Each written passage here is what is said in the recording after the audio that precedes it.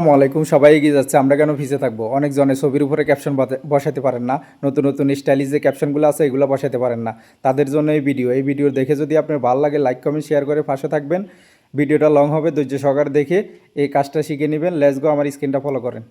আপনাদের যাদের মোবাইলে চ্যাট জিপিটি নেই, এটা করে নেবেন, ইনস্টল করে নেবেন। ইনস্টল করার পরে এখানে যে যে সার্চবার আছে এখানে লিখবেন শুভরাত্রি ক্যাপশন। যেটা লিখবেন আপনি, যে কোনো বিষয়ে ক্যাপশন লিখবেন, যে আমাকে এই ক্যাপশনটা দাও, আপনাকে দেখবে।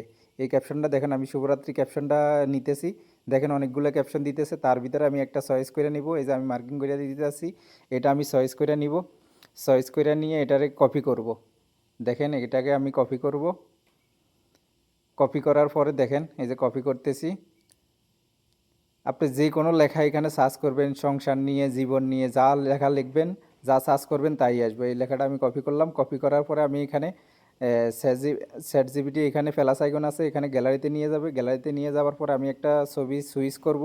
সুইচ করার পরে দেখেন একটা এই ছবিটা আমি সুইচ করলাম। এটার ভিতরে এই যে যে এই লেখাটা আমি কপি করলাম এটা পেস্ট করে দিলাম, এখানে লিখে দিব।